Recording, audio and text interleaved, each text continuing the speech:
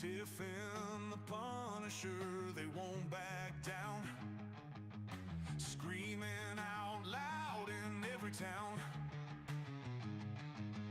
Stand against the system that's gone insane, fighting like lions, don't feel no pain. Abolish CPS, their rally cry. No kiss for cash, we won't comply.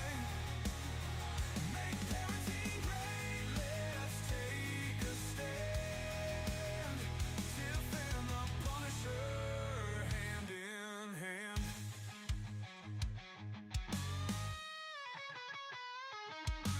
Voices heard, don't tread on me. Taking back rights, we will be free.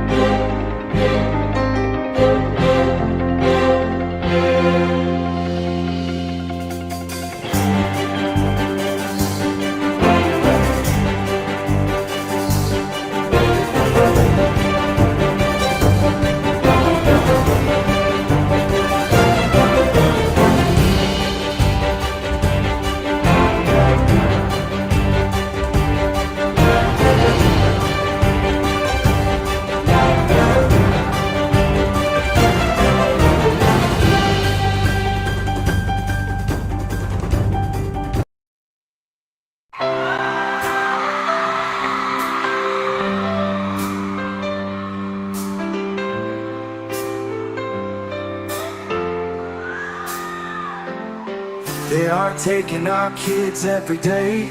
I shout them in and no one has a thing to say. For those who have been isolated, don't be worried, you have a voice today. So listen up everyone, here is the story. Child Protective Services is real. CPS is what they call it. They want our kids because it fills a lot of people's wallet. We all think it won't be us. We say when they come we will be so tough.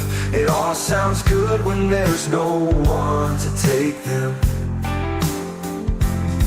But when they come, your voice gets to breaking. Stay calm, step away. CPS ain't taking no one today. We are educated.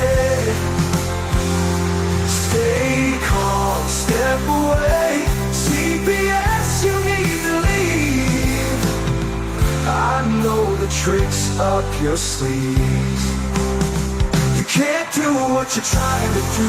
We've done our homework. Don't do a damn thing without a warrant. You no longer will steal our kids this way.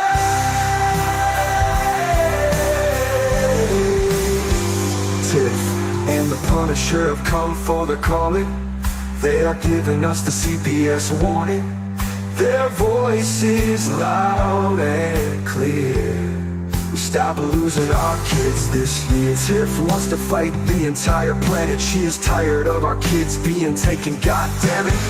She's been fighting CPS for 30 years, bringing children home from this disgusting mess. The Punisher is screaming out loud, abolish CPS and tear it down. I want all our kids to come back. Look at all those kids' pictures held up like thin tags. Together we are stronger than we need. We will tear down CPS with high speed. We will do so much being together. Birds of a feather flock together. So watch out CPS, here we come. picking you one by one. We promise to bring back the family and prosecute the caseworkers unhandily. So give us back the kids you have taken. Tiff and the Punisher sending you all on a vacation. The one with bars in the windows, and the only games you play are old Nintendos. Corruption in courts, here we come. We won't stop until it's done. You judges need to learn what you stand for. This is Tiff and the Punisher warrior. We cry out to all of you out there. We need support for a cause that many don't care. All children are being stolen way too often.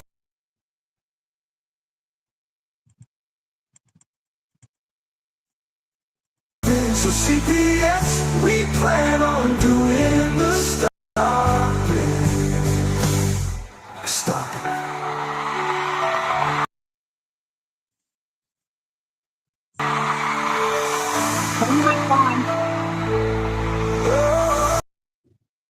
Turn your mic on. Yeah, look at them already going for us, huh? Already they're already trying to get us to be blanked out because they know we got a special guest tonight. I can't even believe the things that I just heard. Hold on a minute, I'm trying to clear some things up. Maybe we can get some speed here. Because they all of a sudden just are jamming me. Wow. Yeah, it's crazy. But before we do this, let me just do this. Hold on a second, guys. Sorry about this. We don't even have that. VPN's not even connected. That's crazy. So if right. we get cut off, we will do an interview pre-recorded with her because we're already having issues from the moment she came on. Yep. Isn't it funny how that happens, right? Yeah, imagine that. Yeah, I'm going. All right. I seem to be moving at regular speed now. So that's good. But I want to read something here. I don't know how many people are here are. That's not the right one. I don't know how many people here are part of my Fight CPS group, but if you are, bear with me while you hear this. But if you're not, then well, check this out. This is crazy. So when I was going through the comments from YouTube last night, right, I had looked and I'm like, because I go through and I check all the comments, see what people have said. And I mean, because if you take your time to, put comments up in the YouTube, at the channel, then, you deserve me to take my time and write you back a response, and pay attention to that stuff. So you wouldn't believe the freaking letter that I got, which I'm going to find these things right here, posts.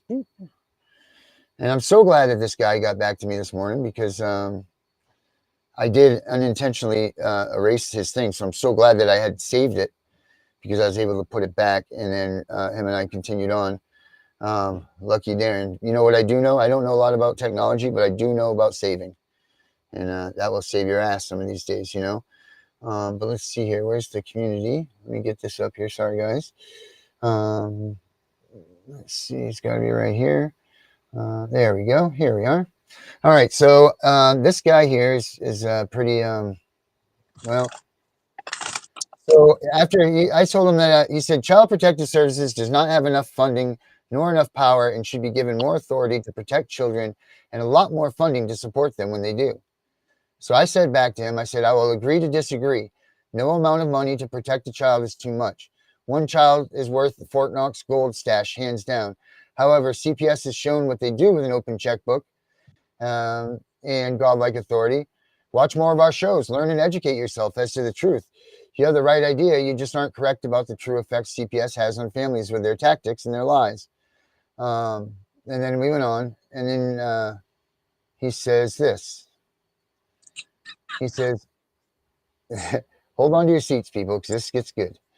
He says, at abolish CPS, As a queer person who survived abuse and lived through both California's weak protections and Texas's stronger child welfare policies, I need to call you out on the dangerous misinformation you're spreading.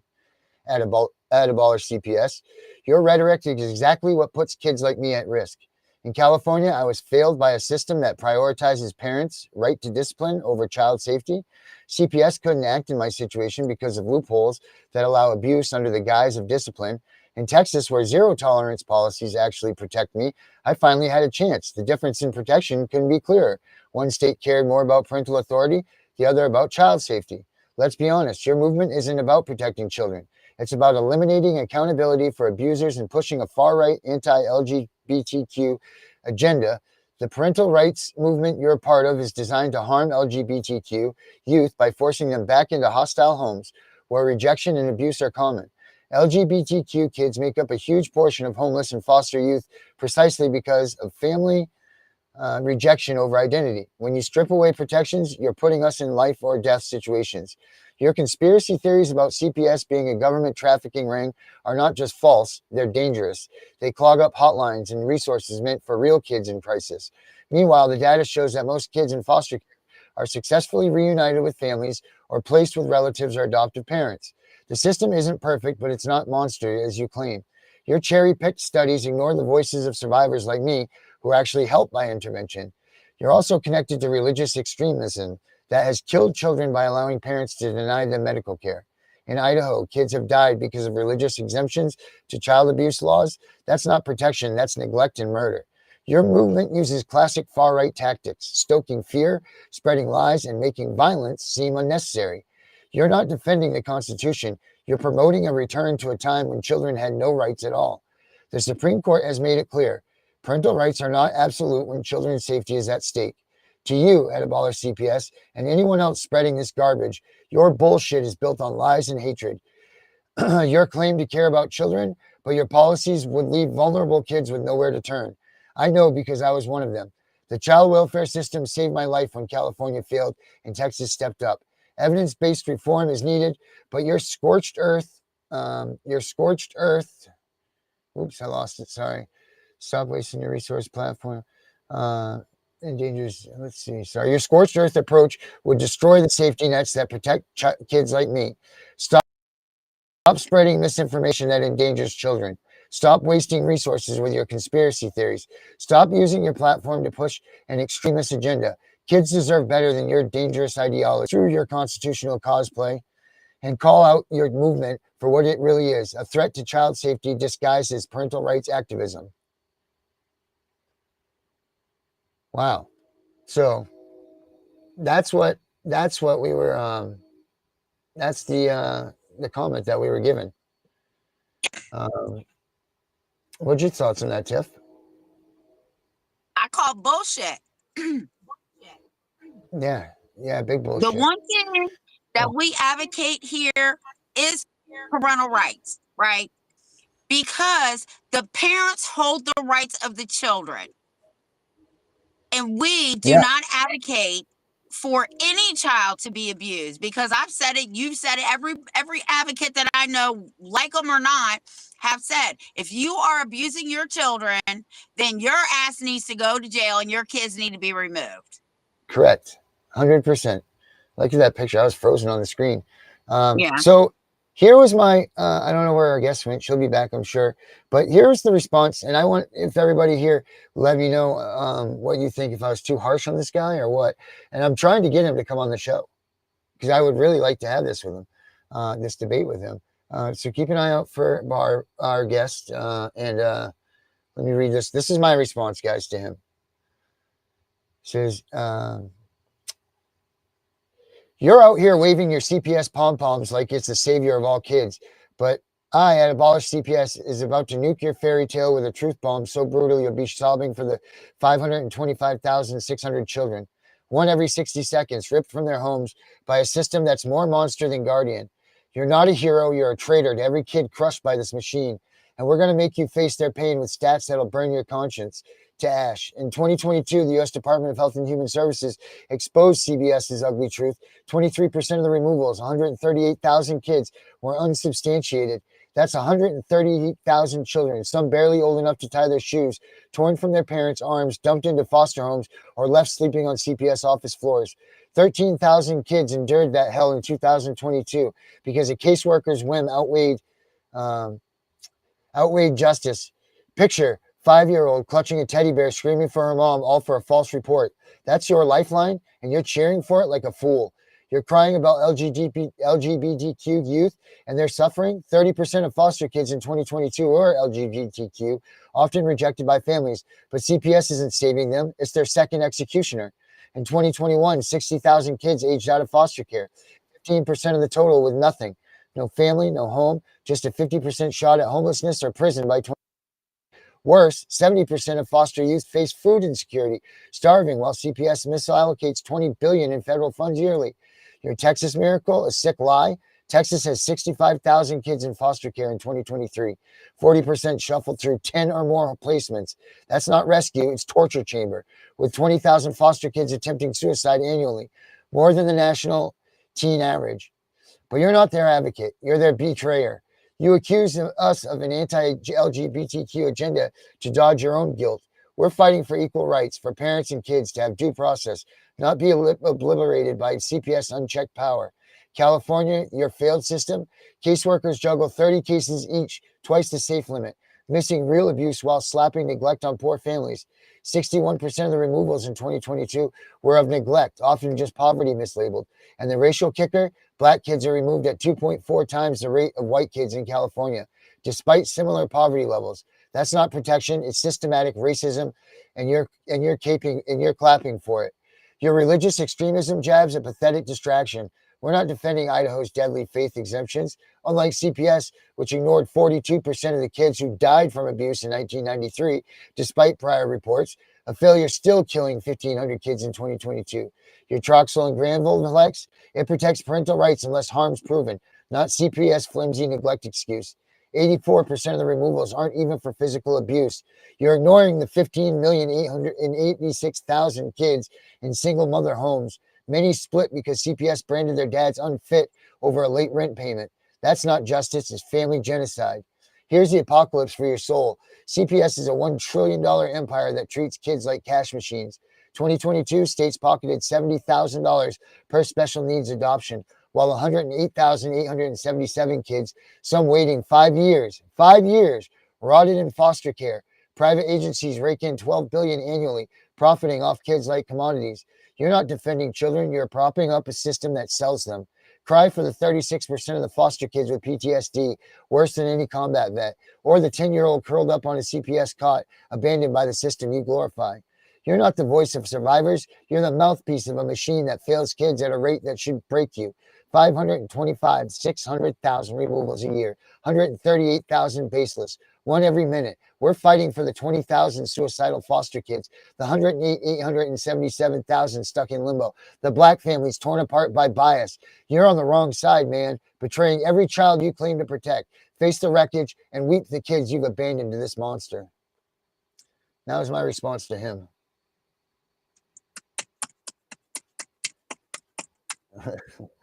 And that all being said, we got a true person to this story that can attest to this story and these monsters. Tiff, what do you got to say about Miss Barb? I will tell you that her story is unbelievable, but let me tell you, you can't make this shit up. Put her on. All right. You know what I'm going to do real quick while you guys are talking? I'm going to try to come out and come back in and see if I can unjuggle us. But you guys continue on because it will stay going. Okay. All right. You guys go on. I'll see you back here in a minute. Okay. So everybody, this is Barbara. She contacted me. Now you just heard what that young man said, and you heard Darren's response. Can you elaborate on what you know the truth is? Okay, I want to tell you a little bit about me. My name is Barbara Ann. I was a system kid, was considered a throwaway kid in the 1970s. I was removed from my home for abuse. I contacted all the right people, I thought. I was a little girl getting hurt very badly. So I went to my preacher. I went to the school teacher. I even walked to the police station in 5th grade. I'm getting hurt. I need help. Well, finally, 2 years later, they did remove me. So, and the biggest mistake of my life was reaching for help.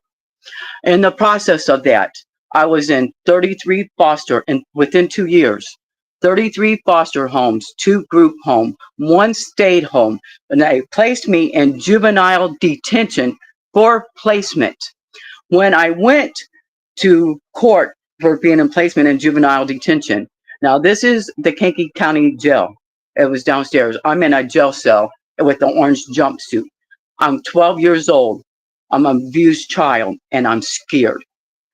The judge sent me to Lester Roloff, Corpus Christi, Texas. Um, 800 foster kids from the state of Illinois was sold to the state of Texas for $3 million. This is in Governor John Hill's book, autobiography. Now, Governor John Hill, bless his soul, is the only person that I can ever say that reached to help us. My case is a landmark Supreme Court case in the state of Texas.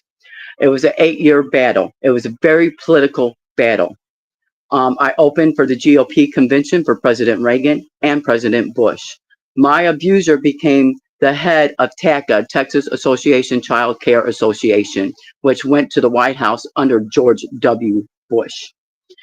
And in the process of this 6-year battle that I reached for help, I got a life sentence.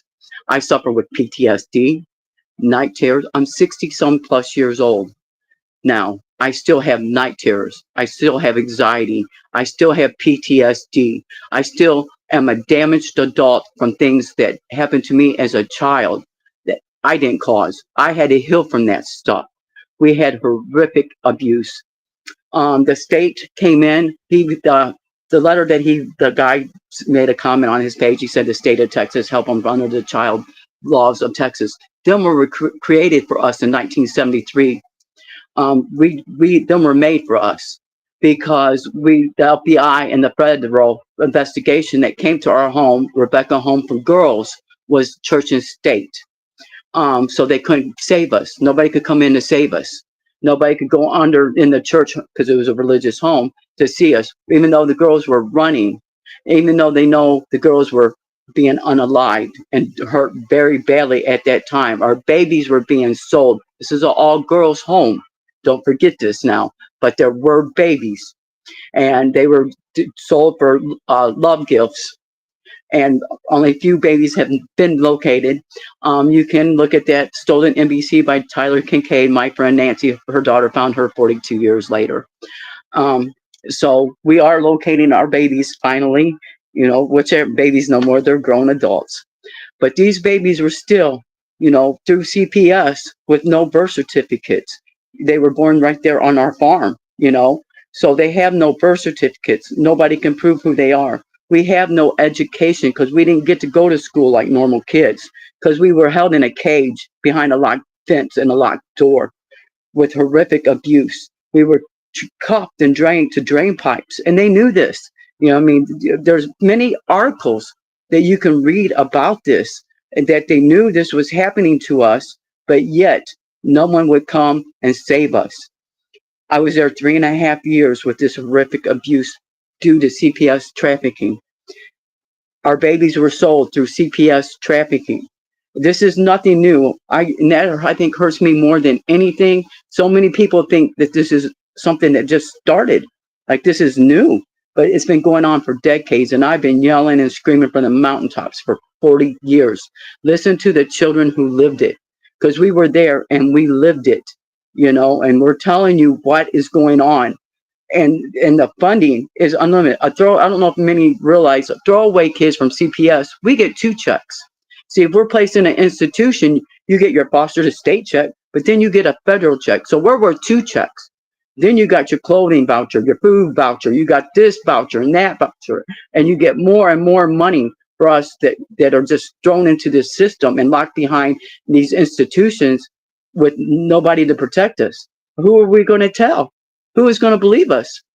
3.5 years, not one time did I see a caseworker. Not one time did anybody call and say, "Are you okay?" I don't ever remember clean clothes. Well, we had uniforms, but my own personal clothes, I don't remember that. I don't remember even having clothes. I don't remember having a doll or a bike, going roller skating like normal children. And this is wrong. Children deserve a childhood. And I also testified to the House of Representatives. I testified to the Senate and Congress. I helped pass HB 556 into law, HB 560 into law. I worked in DC with the Stop Institutional Abuse Act to try to stop CPS and what they're doing to children. So that's my introduction of myself. So we want to hear more from the children that are adults now that have been in CPS, because people don't believe, right, that children, even the ones that aren't being abused, are being ripped out of homes, and people don't understand that it's actually called, the American Bar Association has actually called this situation incentive to separate. Yeah. One thing for me, I want to say the Native children, because I was in the Illinois training school, residential school in the early 70s with the Native children. And it's really the first time I can be honest to be around brown-skinned children, brown and black-skinned children. And very few white children were there at that time, but we were there mainly for abuse, bad things that were happening to us. They wasn't. They were there more for poverty. I mean, because they were poor, or 20 of them lived at grandma's. I would have done anything to be living at my grandmother's, sleeping on the floor where I was loved, besides in them places. But, it was two different types of removal, I guess, because poverty wasn't a reason to move a child. I don't feel. I mean, if the child is not hungry and got clothes, and they're loved, let them stay with their grandmother. Let them stay with their aunt. You know what I mean? Because I would have gave my left arm for that. But my grandmother worked, and I would have been home alone for an hour after school at 12 years old. So she was denied. My aunt and uncle, who fought 7 years for me, was denied because their income wasn't enough. Even though they had a 3-bedroom home out in the country and had 3 daughters of their own, she was a bus driver and he worked in a factory. Their income wasn't good enough for CPS, so they were denied. So off to the state I went, and I lived in foster homes and state institutions until I got emancipated at 16. I emancipated myself because I didn't think I would survive another 2 years. I didn't think I would have lived through another 2 years of what I was going through. I was emancipated too when I was 16. I went through the process, and I tell people who are 16, because I live in Virginia, there's 3 requirements now, because then there really wasn't too many requirements. The only requirement was that you didn't have to live at home with your parents, and I fit it and I got emancipated. But the 3 it's 2, I think. You cannot live with a blood relative, and you have to have a job. Right. That's all that it takes to get emancipated. But go ahead. Oh, but every time I try to speak to Congress or a senator, and anytime I try to bring up emancipation, they shut me down. They do not want emancipation to be out there for these children to know that. And I believe that in my heart, So my big thing is, how can we get these foster kids that are 16, 17, to know there is a way out of this system if you just do this. But if you're locked in an institution, you don't get to work. You don't get to go driving. You don't have no life skills. First, I want to commend you for all the work that you did. And I want to thank you for coming and speaking out, because I was at a Juneteenth celebration yesterday, and I was mingling around because I'm having a rally Sunday here in my area, and I'm trying to get them all to come out. But the minute I say child trafficking through CPS, nobody wants to talk about it. Yes. Oh, you get, and that's one thing. Words are weak to me anymore. Yeah, because I don't want to hear it. Please, I don't want to hear save the children. That has set me over the deep end. Because when we have rallies or we're fighting for legislation, nobody's there. And my big thing, I got banned after 5 years on TikTok, and I've been barred off most social media anyway. But where are you, America? Where are you? We need you. Us kids, the kids need you. Us adults that were kids, we need you. We're telling you the truth. Where are you, America? Why ain't you fighting for the children? Because the children are the future of America. You create damaged adults, you're going to have a damaged America, And that is so true. Like, I've been doing this for, I hate saying this because I feel so old when I say this, 36 years, right? I've been getting kids out of foster care because I learned the system so well. I knew how to beat them at the game they were playing, right? Yes. Now, we don't always win because you can't win all the time. So when my parents would take a loss, I would take a loss. When they took a win, I took a win. But this is the thing. People say, why do you always want to talk about the parental rights? Because if the parents aren't in good mind and in good shape, then the children aren't that way. So we talk about parental rights a lot, right? But this is what people don't understand. Parents hold the constitutional rights of their children, and the parents, the good ones, we're not talking about abusers because they deserve everything they get. Right. They are the advocates for their own children. Yes. And that's something I don't understand too, because a lot of these homes, like, we call it the troubled teen industry. That's when the foster kids are like a little bit older. The return adoption kids, they'll go drop off in one of these homes at 12, 13, come back at 18 and just think, oh, hey, mom and dad's here. It's too late then. There's too much abuse. There's too much hurt, and there's too much angry, and you lose your connection with your family. I got a biological family, my brothers and sisters, I ain't seen 30, 40 years, because we don't know each other because we were ripped apart. We very seldom, get to do that. We lose so much, like I said, our education. We don't got no education. I have no school records. This is another thing for me, right? It is what you just said. Even if you are returned home after a certain amount of time, the bond is already broke.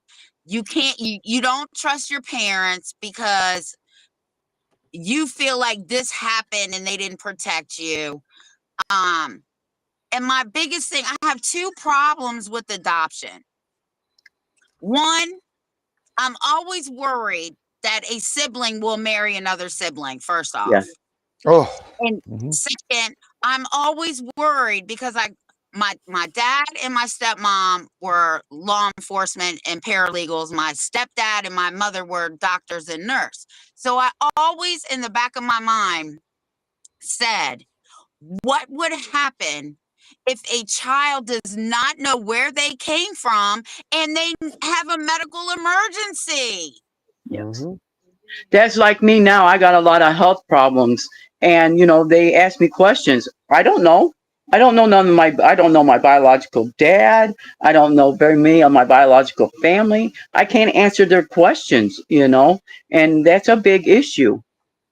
And speaking of that, one of the girls that was in my home, she actually dated her brother.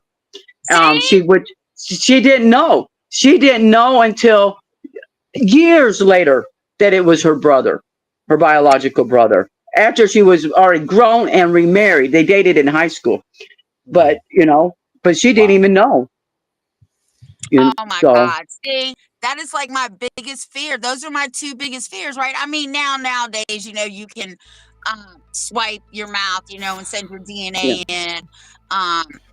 Will that matter? Even if you because they kind of erase who you are, right? So will that even matter? Like right now, I got 2 social security numbers. I got a fraud case going on because I can't. Let me explain the whole story, I guess. 2016, I filed through the Freedom of Information Act for my birth certificate. I won it. 2021, I finally won my biological. It took 5 years in court to get my biological name. I go to apply for my social security card.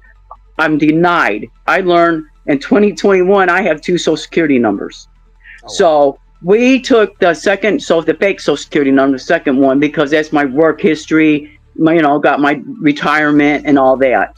So we settled with that, which cool. I'll take that. Cool. Now I go get my driver's license. The Secretary of State hit me with fraud because I cannot prove.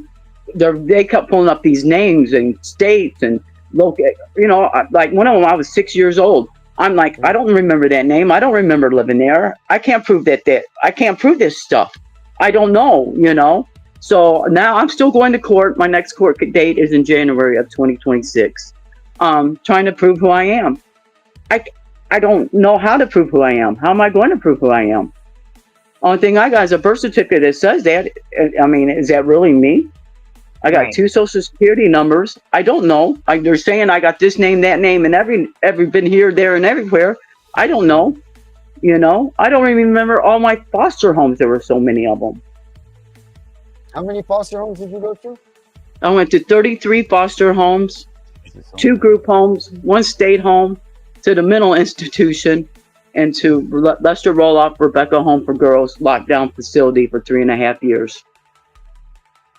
Wow. Well, I will say this.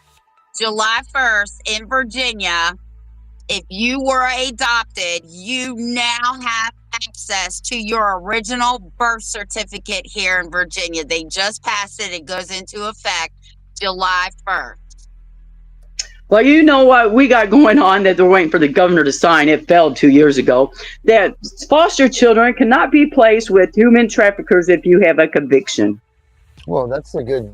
Yeah, I got that's good, but you don't have common sense not to place a child with somebody that's convicted of human trafficking. I mean, they've been doing it for decades and didn't care. I mean, well, I think the tide is turning. The fact that they even have to say that. Right. Even the fact that they even have to make a law to say that just stuns me. Just stuns me. What does it take? What does it take to make these people open their eyes and ears and realize that this is a real thing? I don't know, because it's just like the more I tell my story, I mean, it ain't as bad as it used to be. You're always going to be that bad kid, that attention seeker, and that liar. People are not going to believe it. And I think it's because some of the stories that, even though we got newspaper articles and stuff that prove it, because it ain't like I kept my childhood stuff because of 50 years later, I thought it was going to be important. It was my childhood. You know what I mean? Everybody kept little childhood things, and mine just happened to be like, I got proof now. I got this. I mean, this really happened to me. I mean, and they'll still read it and say, oh, that didn't happen. This is a newspaper article from 1973. What do you mean? I didn't make this up, And I don't know. And it ain't never going to stop, in my opinion, until they start charging the buyers, the people that are hurting these children, that are buying these children, because they, Freedom Village in New York, that's one of our spinoff homes. They have rent a teen weekend where you can go and rent a teen for the weekend. And there is a couple of lawsuits. It's shut down now in 2019. But, you can go rent these teens, and horrible things were happening to these kids, and they're coming back and saying, this person did this or this person did that. And they still let somebody come in, rent a teen, You don't rent children. No, you don't. Is that? What, Darren? I'm looking here in this. Is that high school named after you? That's not you, right? No, I don't have a high school name. I'm looking for some of these news articles here so we can put these up. You can look up Lester Roloff Rebecca Home for Girls. That'd be probably a lot of news articles. Is that the roll-offs? Yeah, no, not the little midget people. Okay. Yes. Lester Roloff, he's one of the great men of God.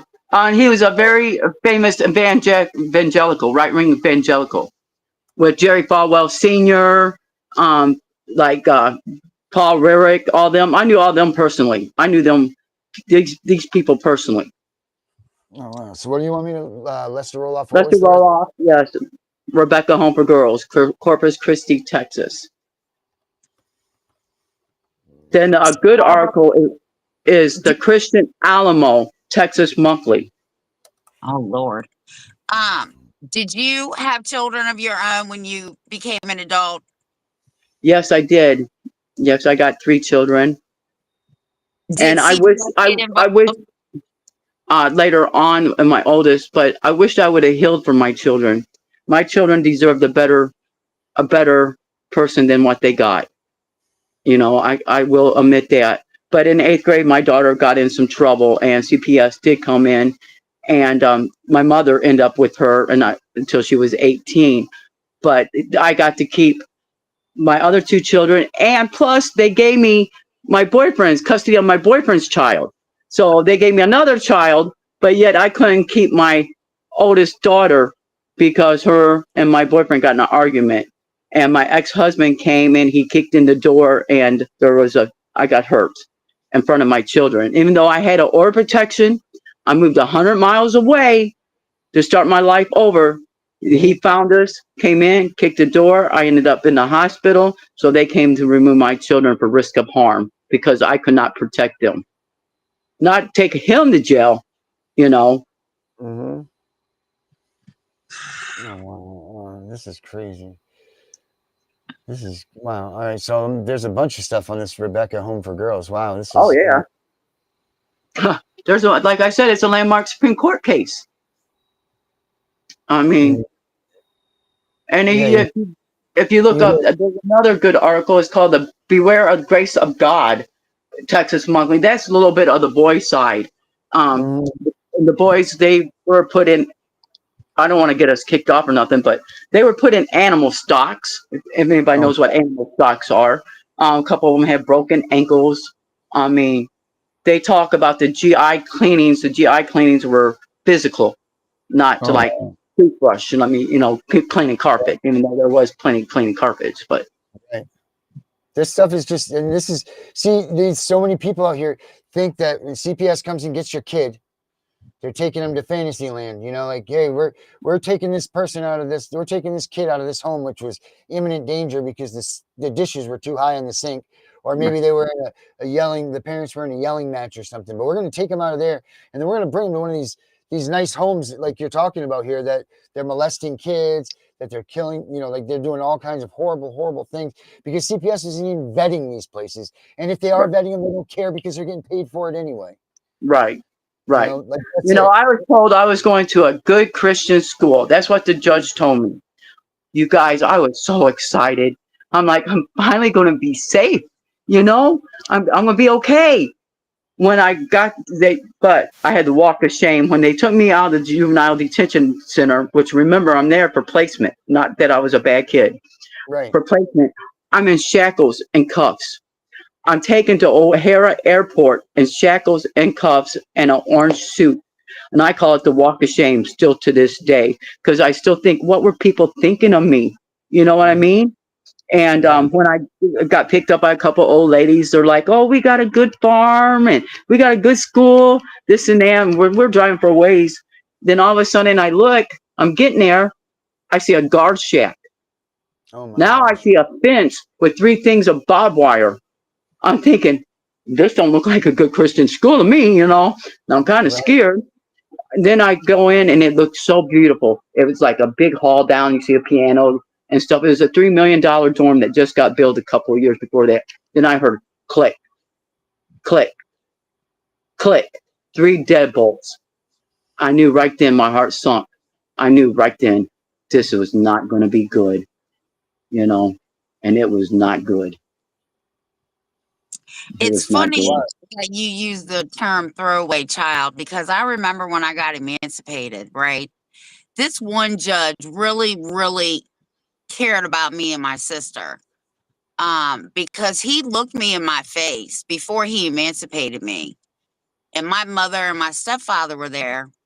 And the first thing he said to them was he wasn't placing me anywhere because it was not the children, it was the mother, and she needed psychiatric care. And he looked at me, and I'll never forget, I still get emotional about it. He said, "You and your sister are throwaway children. I can't even imagine how anybody could survive living in that home. And I wish you the best. And I hereby emancipate you. You are free to go." How Yes. did you feel about that, though? How did you feel the fact that they called you throwaway children? Well, I got I didn't I got really used to understand it, I what he guess. meant.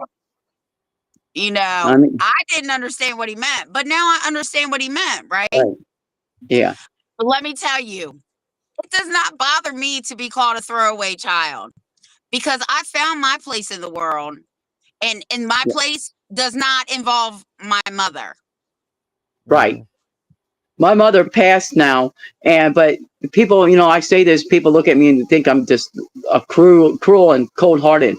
It was my mother. I tried to love my mother. Uh-oh. My heart wouldn't let me love my mother. I could Uh-oh. not love my mother. No matter what I did, I could not love my mother. Oh, it's terrible. You She know, was she was just that evil to you when you were younger? no, That's my mother. When I got the abuse was very bad, but when I tested positive for sexual assault at the age of Mhm. 11, the CPS gave my mother a choice. Either my stepfather could stay in the house or me. She chose my stepfather and put me in Mhm. the system. And I could never get over that because, like I said, that was the biggest mistake of my life was reaching for help. Mhm. I thought the system was there to protect me, to help me. You know Right. what I mean? I Yeah, we never got dreamed that I was going to be thrown into a system that was going to destroy me and give me a mhm. life sentence. Yeah, we have a lot of people. We have a lot of people that are victims of CPS because they called up because their husbands or like or vice versa, the wives or someone had an addiction problem or someone had a problem with this, or they were seeking help, or their kid was out of control, or like there's a lot of different circumstances, but never once were they calling to complain and have their kids removed. They were calling to get help from a system Yeah. that's supposed to be helping these people, and Yes. instead it tore them apart, and everybody regrets it. All of these people regret it, and I'll bet you there's a lot of people out there that regret calling CPS on these people that they've called CPS on, Yes, because there has to be. or they don't realize how far that they're willing to go. And it's not, I don't even think it's that far to CPS. It's not far stretch for them to say, we're just going to take your kid and get rid of him, and that's it. They don't Right. care. They're on to the Like next risk kid. of harm. What kind of charge is risk of harm? You're Mhm. removing a child for risk of harm. So you're removing this child because you think something might happen to this child later on. Not Yeah. that something happened to the child or Hmm. that anybody else been hurt, but just because you think, who are you? You're not God, you know? Yeah. Well, my Yeah. favorite line is, since when are CPS workers psychics? I don't have a crystal ball. Right. Hmm. Yeah. And Um, what about their education? Many of them, and don't get me wrong, if that's the field they took and they mean it from their heart, thank God. But many of them are young kids and they learn it from a book. They haven't even experienced life, more or less, come into somebody else's life to Right. tell them what Right. to They have do. no kids. They have no kids. They just came out of daddy's wallet. Like they have no experience in this. Half of them are out. They're all, well, you know what we should do? Why aren't the caseworkers being drug tested? Why Yes, aren't they getting there? Because you know what? They're all sitting out there on Friday nights drinking wine, doing their Adderalls and their Xanax and, all of this type stuff. And, like that's their, upper class drugs. You're not using the stuff that the junkies are using. This is different. What they're using is the prescription pills, but why are they any better? You see all of this stuff online all the time or in the news that these caseworkers have drug charges. They have this, they have that. So if you're gonna go ahead and put accusations onto a person, then you better well be damn much better than those people. You can't right, be equal to that person and be expected to be like, oh, well, whatever. You need to be better. Like that should be a standard. You know what? These caseworkers should have children. right, I think that should be a requirement. You should have a child and you a should have, husband. what's that? They should have children, a Hmm. husband, and life experience. Yes, life Yeah, experience. agreed. Before they ever can come in and tell somebody else that's experiencing life, and, because I'll look at them when, they send, like, even a therapist, you're 22 years old, I'm in my 40s, little girl, please go home. You know what I Right. mean? Yeah. I Open just door. couldn't do it. And then I would go out and I'm like, I can't do it, because Mhm. I just wanted to, you know. Yeah. I know. What I told mine was that situation. My case, my caseworker. We were never going to win. We never stood a chance. Her father was the former attorney general, the prosecuting attorney general for the OCFS. So this was just a step for her to get from the point to get into the attorney general's office. That's all it was. And she was so ganged up on stacked up with people against us from the moment that they had it. They got our case. It was her father's right hand man from this person, and her father's guardian ad litem. Now he's the leading guardian ad litem in the state of Maine for hire. Go figure, right? Like, and all of this stuff, and like, so her family's in that group. We didn't stand a chance. Didn't matter what we did, what we didn't do, how we did it. Her thing, and then it comes into the senator that got the bill passed that included the things with my daughter. It was nasty. We never stood a chance, and people don't realize that this corruption exists every day in every state. It's not just here, and it's not just me whining about it. This is real, and these caseworkers, this is who they are. She Yes. didn't give a shit about my family. She could have cared less. The first And a thing lot she of tried to people do don't is, understand. This is Title E funding. This is mhm, unlimited funding, unlimited yeah, money to these people in these yeah, organizations. And yeah, don't forget Big Pharma, because Big Pharma, many foster children, especially I can speak for myself. I was on such strong meds that mhm, now we call it chemical restraint, because yeah, they give us such strong meds because they don't want to deal with us, in these places. So now I was on 200 milligrams of Thorazine at one time. wow, holy Eh, smokes. Whew. Yeah. And I remember sitting there urinating on myself, drooling Yeah, on myself, all because they didn't want, not that I was mentally ill or because I was a bad kid. They didn't have time to deal with us. So right. that's And then what they did. we're testing, you're guinea pigs for stuff. Right. They Right. have And unlimited resources. There's a place that I've been researching for a long time, and I'm not ready to break it out yet, but it's in the East Coast, and it's a city made up of strictly the population. No one's older than 21 or 22, and this place has been around for a while, and it's very close to a lot of testing facilities. And I believe that these people that live there, these residents and everything, are coming from testing by from CPS or by any other sorts of other government organizations. I mean, they have, it's just like this.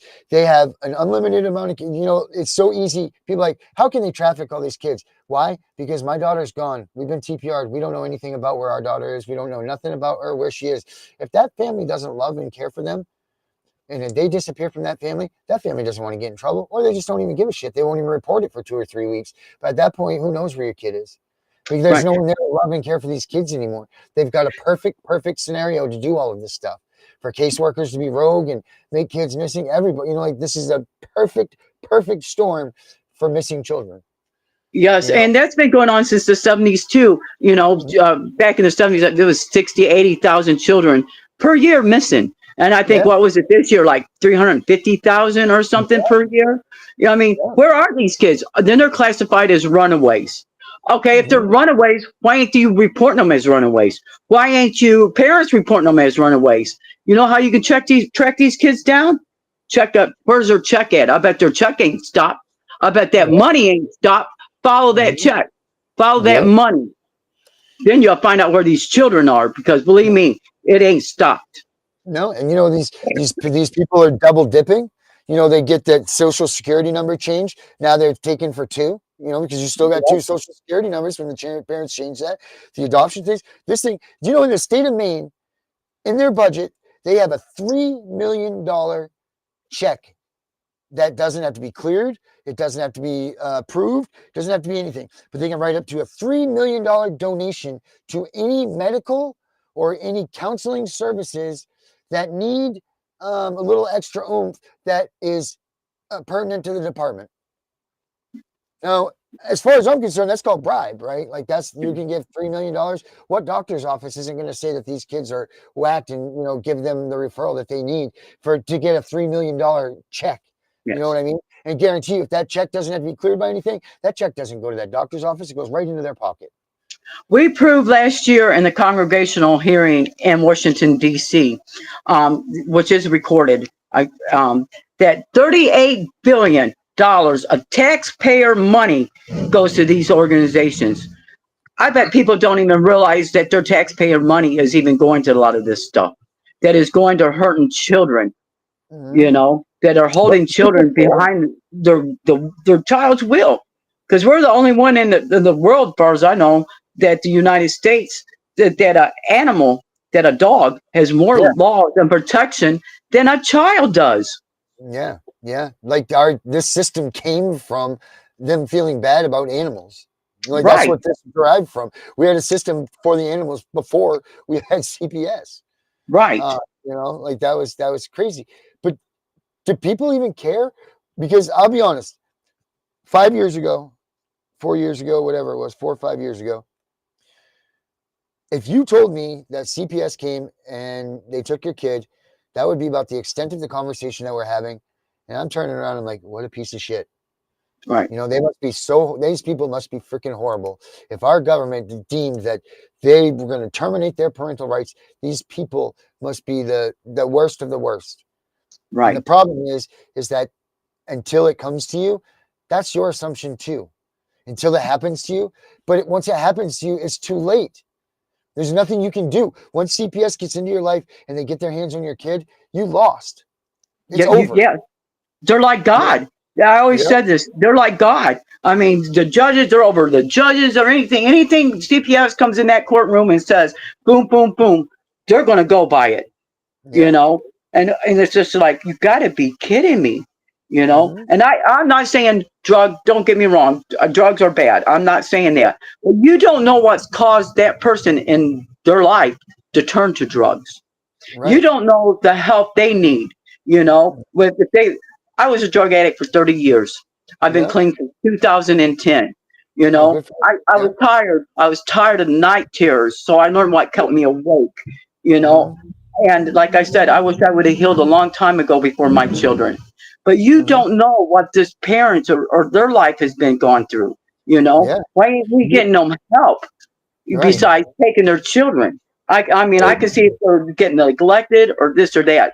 But, Well, no, they're actually getting abused because this is based off of, and we talk about this too. How come they're terminating parents' parental rights, but no parent is being charged criminally for abusing their children? Right. That's a good question. Or no abuse charges, period.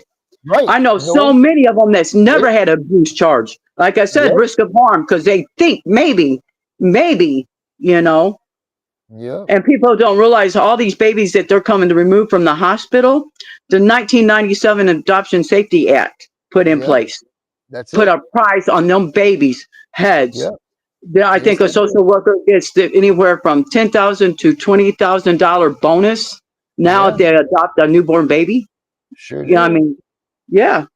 So that ain't child trafficking. That's a $20,000 bonus for that baby. This is what the courts have said about drug use, and I'm reading it. The assumption that drug use constitute neglect inappropriately shifts the focus from the welfare of the child to the behavior of the parent. The parenting, not the supposed quality of the individual who is the parent, shall be at issue. Okay, so what they're saying is drugs is, and there's even cases in here that have said drug abuse alone is not enough to remove a child unless the child is being abused. And there's also, in a lot of these things, there's also, because I know in, what's the one in New York? Man, I can't think of Nicholson? No, not Nicholson. But a lot of these things say that if you are in treatment already, that CPS has to turn and walk away from you. They're not allowed to mess with you. If you are already in a current treatment situation, they're supposed to turn and walk away. And you know, a lot of people think because we're saying drugs, we're thinking of hard drugs. A lot of this, you know, was not hard drugs. Some of this, you know, parents were tested positive for marijuana back in the day. You know, like I said, right or wrong, but that ain't no reason to take a child out of the home or because you flunked the drug test for marijuana and you never see that child again. You know, And that's my opinion. Let me say that's just my opinion. Just think about it. You know, they're sitting there and listen, I don't advocate for drugs either, but fentanyl is a dangerous drug. But it was only a couple of years ago. It was only a couple of years ago that if you had pain and you had things going on in your body, like I had a broken back, I was prescribed that stuff. I was prescribed that. You know, like that's it. And that gets them to come in my because I have old prescriptions. Now I'm held accountable because I have these things. Right. Because it's illegal. You know, come on. But what about, and you talk about this, what about all these parents? What are they supposed to do when they have broken backs and this pharmaceutical companies have had them on these drugs for 20 and 30 years? They're supposed to That just was stop me. them. Yes. You know, I hurt my back at work and I was on it for years. Then all of a sudden now I'm stopped. Now I'm 63 years old. I hurt so bad sometimes I just cry. I can't get up. I can't get help, you know, because unless I want to go in and have surgery, I get nerves cut in my neck. You know, I want to walk. I don't want to be in a wheelchair. Here's another one. State employee who withheld a child from their family may infringe on family's liberty of family association. Social workers could not deliberately remove children from their homes and place them with foster caregivers when the officials reasonably should have known such an action would cause health harm to the child's mental and physical health. 1990, and yet they're still doing it. Right. When was when was that study done from the University of Baltimore? The harm of removal. I mean, that's 80, 90, 100 pages of testimony and study that shows that they're destroying these children. Right. That the statistics show that if you get the second that they take look, the Bible says, don't learn from the book, look at nature. The animals will teach you everything you need to know. So we are the only species that hands over our children. Right. You go try to take a the Bible also says if you hurt a child to tie a heaviest millstone around your neck and throw you in the deepest part of the sea. You know? That's so it. So all these people hurting children, you know, that's where you that want to believe in the Bible, that's where you need to do. Believe your Bible. Throw yourself in the deepest part of the sea to me. Child removals are a seizure under the Fourth Amendment. Seizure is unconstitutional without a court order or exigent circumstances. Court order obtained based on knowingly false information also violates the Fourth Amendment. Knowingly false. A child has a constitutionally protected interest in the companionship and society of his or her own parents. I'm telling you, when we're going to start doing seminars, but I'm telling you, they don't like me here. I mean, we've invited everybody, and I mean everybody. The local FBI, the police, both sheriff's departments, the police departments, CPS, lawyers. We've invited everybody. Come on out because we're going to show you how you're breaking the laws. Right. Right. I'm really lucky because in the judge, he was a juvenile judge, but he went up to be a federal judge. He's retired now. We're still friends with him. We're still friends with the judge that rescued us back then. You know, and we got problems, legal things. We always call him. You know, he just commented on one of my Facebook pages just the other day. We're still in touch with him because he remembers us. He calls us his girls. He rescued 121 of us, you know, And he said that he'll never forget when he was talking. He's like, just pretend like I'm your grandfather and tell us anything. He said nobody would say nothing, because we were scared. And he said at the end, he was getting ready to walk out, and he says, still to this day, he's looking for this girl. And we don't know. She stood up and yelled, "Help us! They're beating us!" And he said, and that's what made him turn around and come back and get them girls the next day. But like when we got interviewed, we had the governor, we had the state, we had Mr. Cameron, my abuser, Lester Roloff, the media. So we had the media cameras all around, and they're taking us in here. I got a picture of it, a news article too, and they're interviewing us. What do you think we were going to say? And we knew we were going to be left behind. Mhm. None of us said nothing. We were scared. And like Right. I said, it was very political, so we knew who was involved at that time. And people Well, don't believe these politicians are involved. They are deeply involved. hmm There's, these people don't understand, and I tell these parents this too. It's almost like it's textbook. As soon as CPS gets a hold of you, and they put your kids into placement, it goes from these people don't want your kids. They're here to just help out and fill that void to, you know what, they really start to get to liking your kids. And then it turns into, you know what, your kid doesn't really want to make these nightly phone calls anymore. To this kid doesn't want to have these visits with you anymore. To we're going to stop the visits and all of this. It's almost like, but what you have to realize, like you just said, is these kids have to adapt to their situation. They're on their own. They get no playbook. They get no guidance. They have to do what they have to do. Like, it's a damn shame that these kids have to be taught a survival instinct at such a young age. Like, they have to figure it out on their own. They have to be like, look, if I tell my parents I love them, then these people that I'm staying with that are feeding me and taking care of me now are mad at me. And now I get put, I get put in the closet, or I get in trouble, or I disappoint them even. It doesn't even have to be that extreme. It's just some sort of a negativity that they realize, and they have to adapt to it. Right. So it's not, And it's it, and never it looked is. It's survival mode. And that's what we had to do. We had to learn to survive. And a lot of Mhm. people don't understand. That's why I'm so close to certain, different ethics, I guess you would call it, and different things.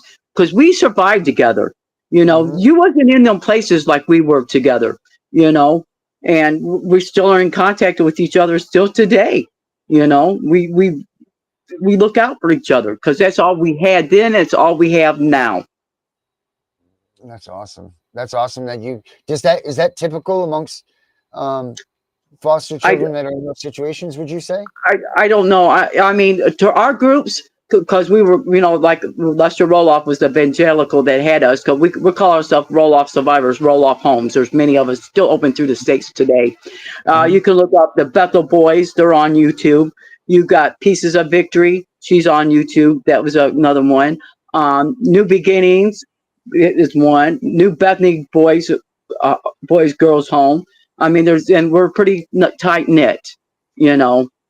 My friend has got a Netflix series out. It's on Haunted, series 2, episode 3, called Cult of Torture. He made his story made Netflix.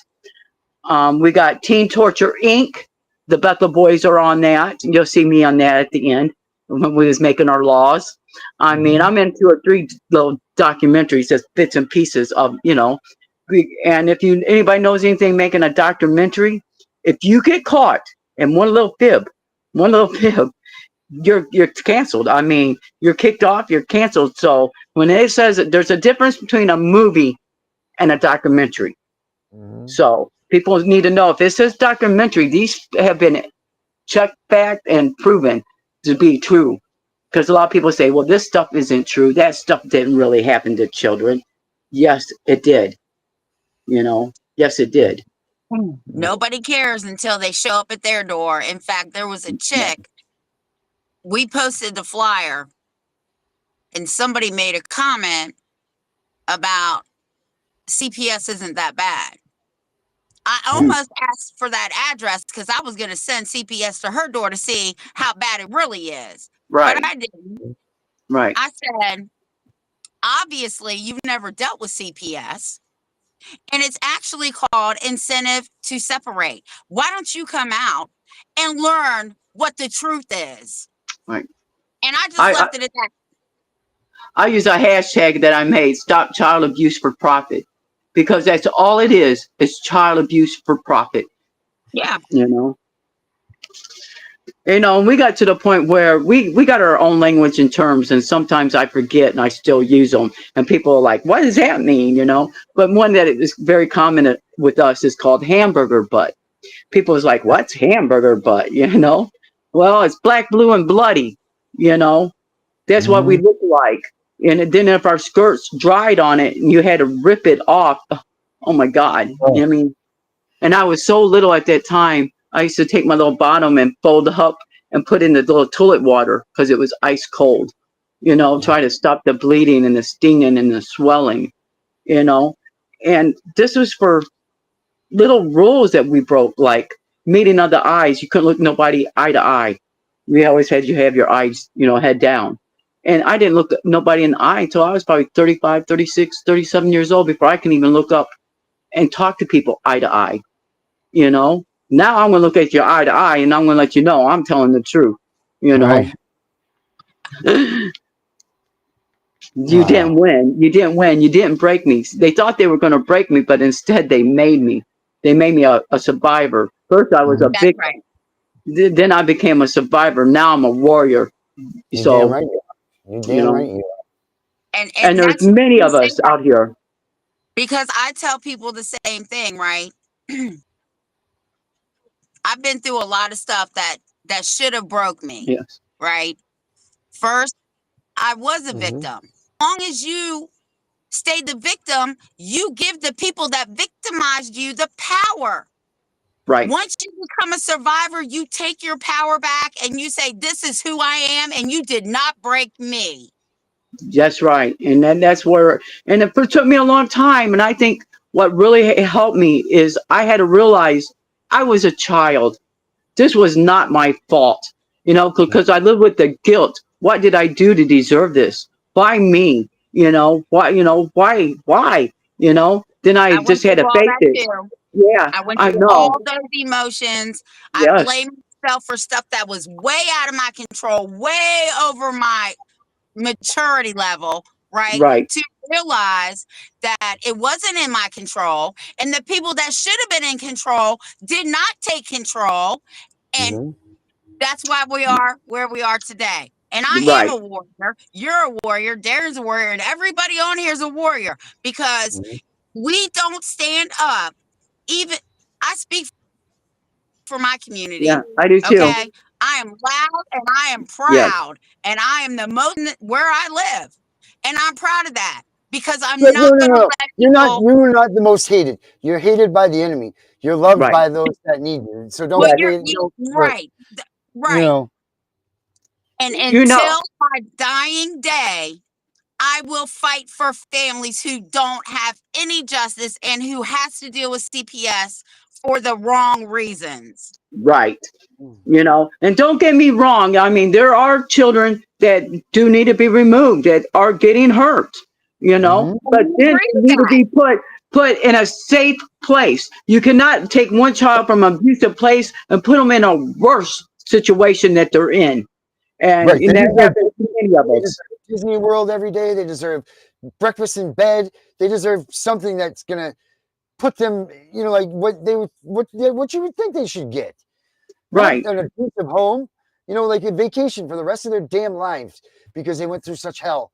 Not this. And the problem is the kids that are getting abused are staying abused and they're getting killed. That's what's right. happening.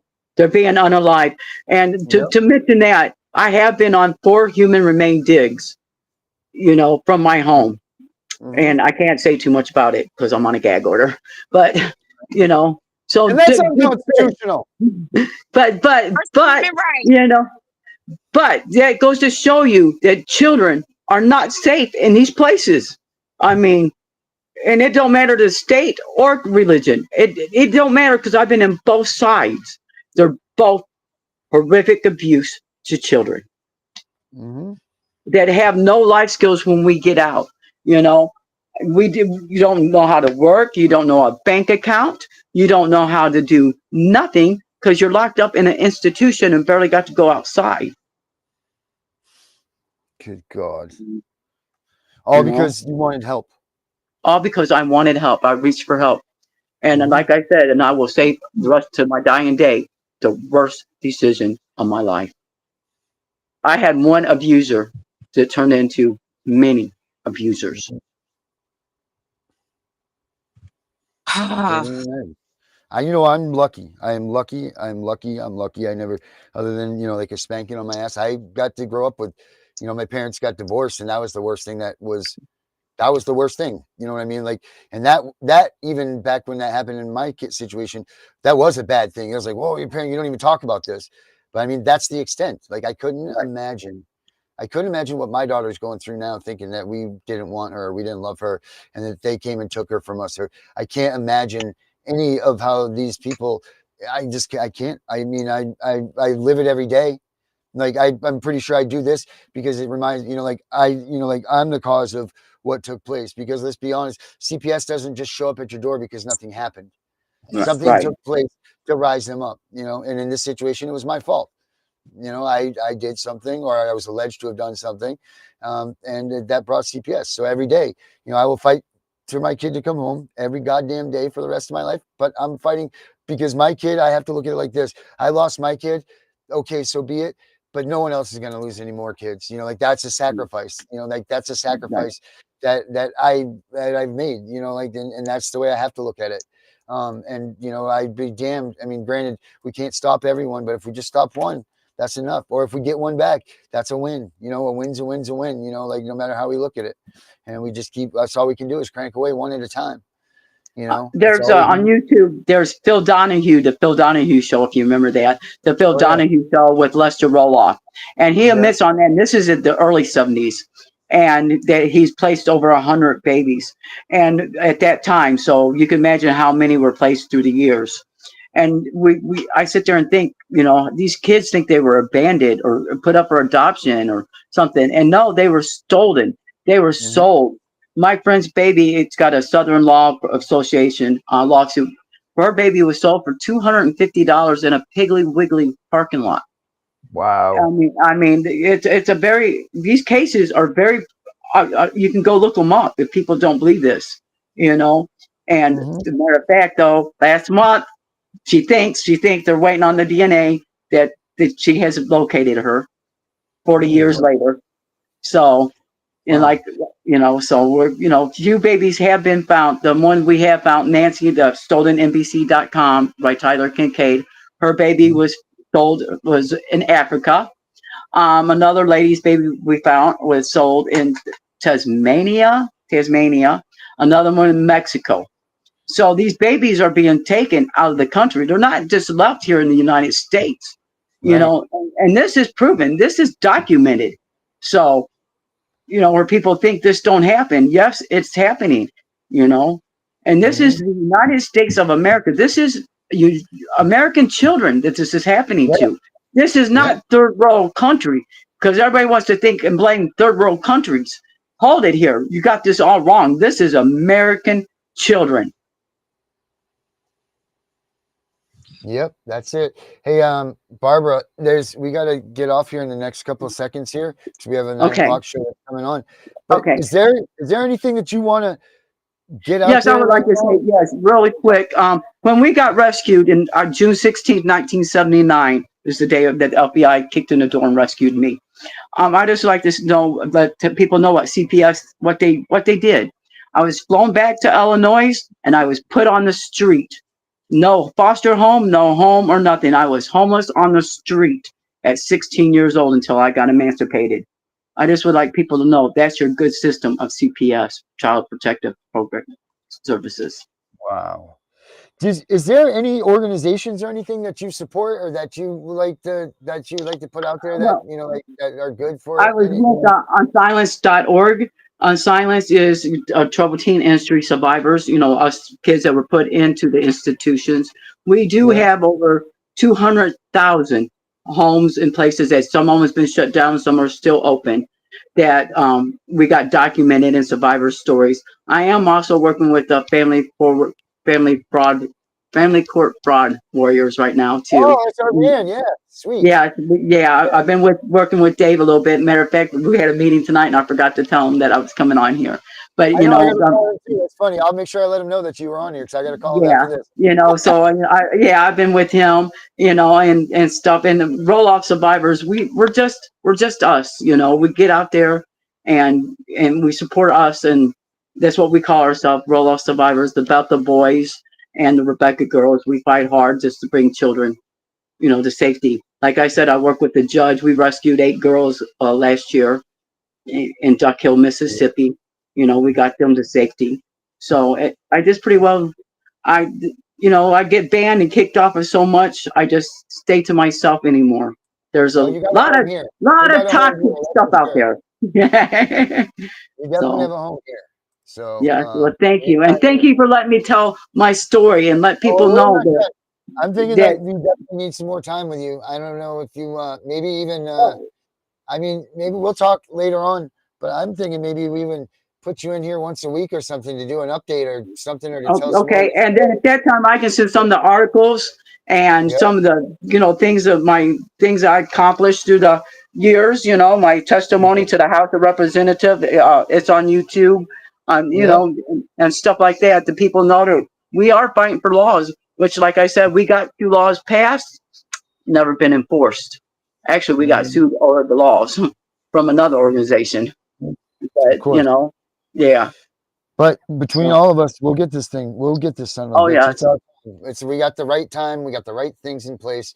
It's time to burn this bitch down. Right. Yes. So, It really well, is. well, thank Watch you, and what you thank you, say, Kip. Aaron. Right, I know. Yeah. I was going to say something too, but I kind of catch myself every year now and then,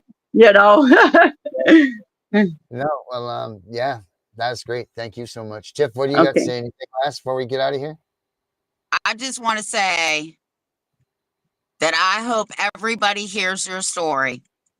Thank And you. I really, really hope that non-believers start believing, because this shit, you can't make it up. You can't make it up. I don't care who you are. You are a survivor, and I commend you, and I'm proud of you. Thank you. Yeah. And it took me a long time to be able to tell my story without crying. I've only probably the last year that I haven't cried through an interview or stuff, because I couldn't, You got to cry, you cry. That's it. Yeah. You own those tears. You deserve those tears. Right. So, All right, everybody. Well, thank you, Barbara, so much for being with us. We'll see you again for sure. Everybody, stay tuned for Sharon. She's coming on doing from ashes to beauty. Here she comes. Get on here, people. You need to listen to her. She's got a lot of good for people. So, all right, Barbara. Thank you very much. Tip. See you tomorrow, same time, same place. Break these chains. See the children lost at sea. Dreams of freedom, wild and free. Shadows fall, but we stay bright. Hearts of truth with purest light. Don't tread on me, hear the call. Rise above, we'll never fall. And the tears lift the veil. In this fight we shall prevail.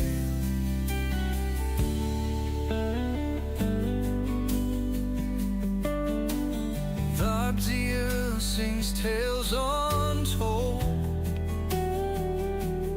of a future brave and bold.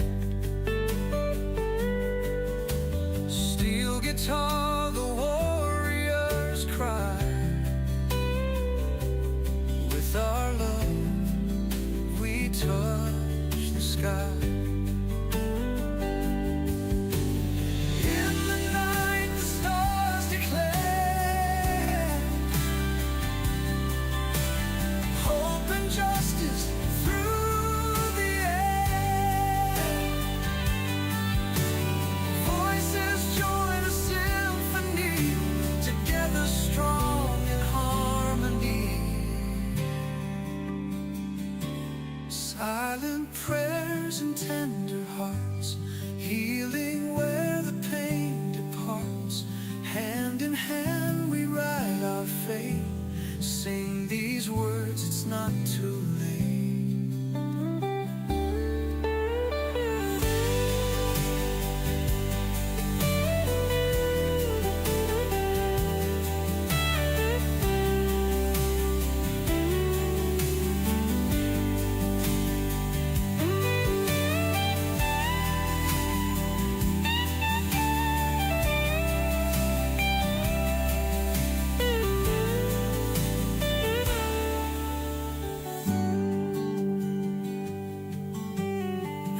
To left sings tales untold of a future brave and bold.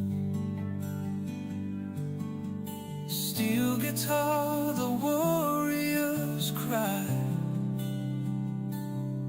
With our love we touch